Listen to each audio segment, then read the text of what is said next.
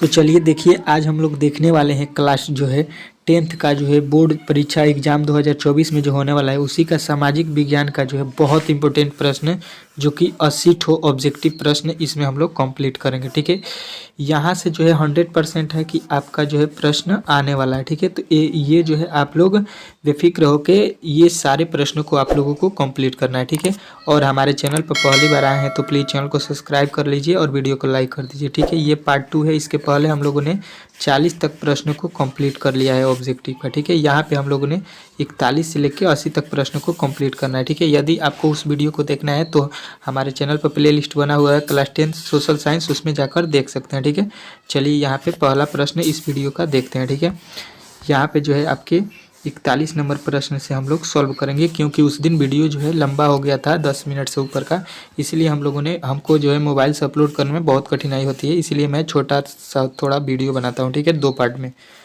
मुंबई राज्य का विभाजन कर जिन 2 राज्यों का गठन हुआ उसका जो है आपको नाम बताना है। ठीक है, मुंबई का जो है विभाजन करके कौन 2 राज्य बनाए गए ये आपसे पूछा गया है। ठीक है, तो आपको बताना है कि वो बनाया गया आपका महाराष्ट्र और गुजरात। ठीक है, मुंबई से। ठीक है, चलिए अगला प्रश्न देखिए 42।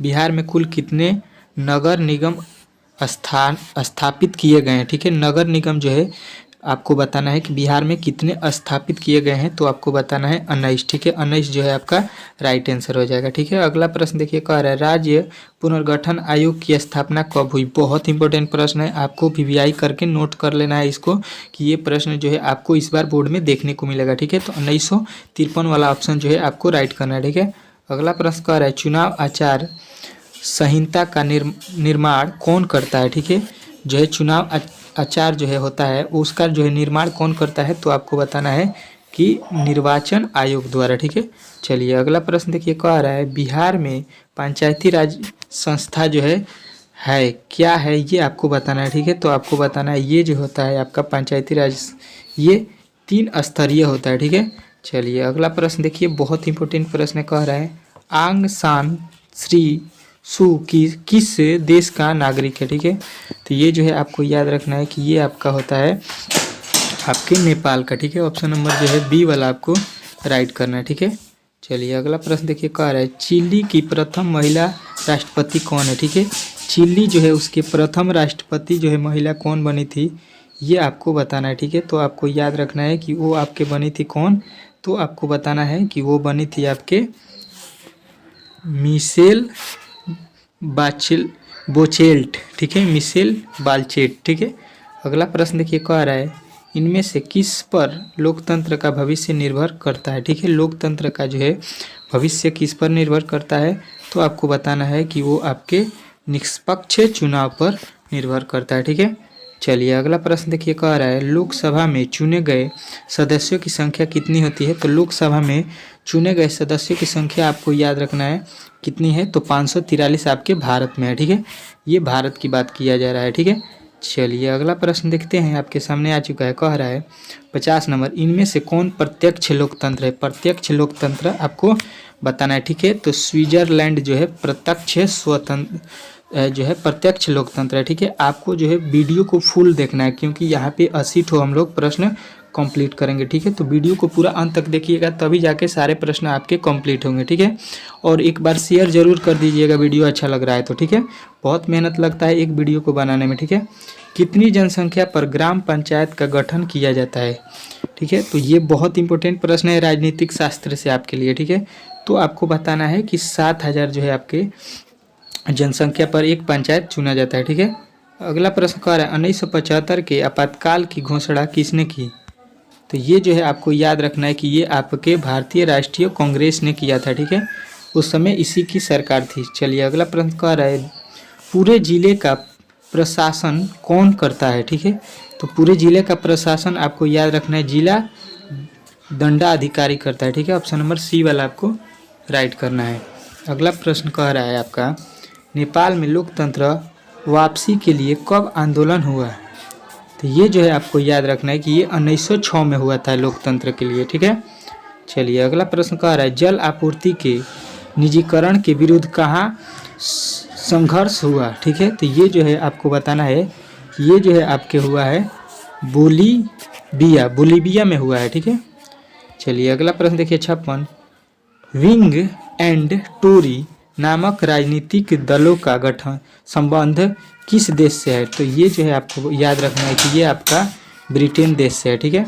चलिए अगला प्रश्न देखिए आपके सामने यहाँ पे आ चुका है, कह रहा है इंग्लैंड में महिलाओं को वोट का अधिकार कब प्राप्त हुआ? तो महिलाओं को जो है वोट का अधिकार जो है आपको याद रखना है कि ये आपका हुआ है 1918 ईस्वी में, ठीक है। ऑप्शन नंबर बी वाला आपको लगाना है। अगला प्रश्न कह रहा है इनमें से क्या श्रृंगात्मक शासन व्यवस्था की विशेषता है? तो ये जो है आपको बताना है कि ये आपके इनमें सभी होता है। आपको ये दोहरी सरकार, संविधान की सर्वोच्चतम और स्वतंत्र नगरपालिका, ये सभी होता है, न्यायपालिका, ठीक है। चलिए अगला प्रश्न देखिए, कह रहा है पटना नगर निगम में कितने वार्ड हैं? बहुत इंपॉर्टेंट प्रश्न है, देख लीजिए ये प्रश्न आपको सीधा बोर्ड में पूछने वाला है इस बार, ठीक है। तो आपको बताना है 75 वार्ड हैं, ठीक है। चलिए अगला प्रश्न देखिए, कह रहा है भारतीय जनता पार्टी की स्थापना किनकी अध्यक्षता में हुई? तो ये जो है आपको याद रखना है कि ये आपके अटल बिहारी वाजपेयी के जो है नेतृत्व में हुआ है, ठीक है। चलिए अगला प्रश्न कह रहा है राष्ट्रीय विकास परिषद का गठन कब हुआ है? तो ये जो है आपको याद रखना है कि ये आपका 1952 ईस्वी में हुआ है, जो कि ऑप्शन नंबर बी में दिया गया है, ठीक है। अगला प्रश्न देखिए, भारत में राष्ट्रीय आय की गणना किस संस्थान पर की जाती है? तो ये जो है आपको बताना है, ये आपका केंद्रीय सांख्यिकी संगठन में किया जाता है, ठीक है। चलिए अगला प्रश्न देखिए, कह रहा है वाई बराबर C+1 में 1 क्या है? ठीक है। तो ये जो है आपको बताना है कि ये जो होता है 1 ब्याज होता है, ठीक है। चलिए अगला प्रश्न देखिए, कह रहा है इनमें से क्या शुद्ध राष्ट्रीय उत्पादन में शामिल नहीं होता है? तो ये जो है आपको याद रखने की ये आपका होता है ऑप्शन नंबर डी, इनमें से सभी, ठीक है। बीमा, व्यय, मूल्य ह्रास और कच्चे माल की कीमत, ठीक है। चलिए अगला प्रश्न देखिए, कह रहा है खनन को इनमें से किस क्षेत्र में शामिल करते हैं? तो खनन को जो है आपको बताना है कि ये हम प्राथमिक क्षेत्र में शामिल करते हैं, ठीक है। चलिए अगला प्रश्न देखिए, कह रहा है किस अर्थव्यवस्था में लोक कल्याण पर बल दिया जाता है? तो ये जो है आपको याद रखना है कि ये आपका होता है समाजवादी अर्थव्यवस्था पे, ठीक है। अगला प्रश्न कह रहा है इनमें से क्या पूंजी का पारिश्रमिक है? तो ये जो है आपको बताना है पूंजी का पारिश्रमिक जो है इनमें से आपका क्या है? तो आपको बताना है मजदूरी, ऑप्शन नंबर बी जो है आपको राइट करना है। अगला प्रश्न कह रहा है इनमें से क्या संस्थागत वित्त का स्रोत है? तो ये जो है आपको बताना है ये आपका होता है सहकारी बैंक, ठीक है। ऑप्शन नंबर डी वाले को आपको राइट करना है। अगला प्रश्न कह रहा है भारतीय पूंजी बाजार किस प्रकार का वित्तीय संसाधन प्रदान करती है? तो ये जो है आपको बताना है ये आपके ऑप्शन नंबर ए अल्पकालीन का जो है वित्तीय संसाधन प्रदान करती है, ठीक है। अगला प्रश्न कर रहा है ग्रामीण विकास तथा कृषि के लिए ऋण प्रदान करने वाली संस्थाओं को वित्त की आपूर्ति कौन करता है? तो ये जो है आपको याद रखना है ये आपके करते हैं कौन? तो बताना है भारतीय रिजर्व बैंक, ठीक है। ऑप्शन नंबर डी वाले को राइट करना है। अगला प्रश्न कर रहा है भारत के सहकारिता आंदोलन का प्रारंभ कब हुआ? तो ये जो है आपको बताना है कि ये आपका हुआ था 1901 ईस्वी में, ठीक है। चलिए अगला प्रश्न देखिए, कह रहे विकसित देशों के कार्यबल का अधिकांश हिस्सा किस क्षेत्र में कार्यरत होता है? तो ये जो है आपको बताना है कि वो होता है आपका निर्माण क्षेत्र में, ठीक है। अगला प्रश्न देखिए, कह रहा है भारत में नई आर्थिक नीति कब लागू की गई थी? तो ये जो है आपको बताना है ये आपका 1971 ईस्वी में लागू किया गया था, ठीक है। अगला प्रश्न देखिए, कृषि उत्पादन के प्रमाणन के लिए किस मानक चिन्ह का प्रयोग किया जाता है? तो ये जो है आपको याद रखना है कि ये आपका होता है ISI का मार्क, ठीक है। चलिए अगला प्रश्न देखिए, कह रहे हैं मानव पूंजी का प्रमुख घटक कौन है? तो ये जो है आपको याद रखना है इनमें सभी जो है आपके स्वच्छ भोजन और शिक्षा तीनों होते हैं, ठीक है। अगला प्रश्न देखिए, जवाहर रोजगार योजना कब लागू की गई थी? तो ये जो है आपको याद रखना है कि ये आपके 1989 ईस्वी में किया गया था, ठीक है।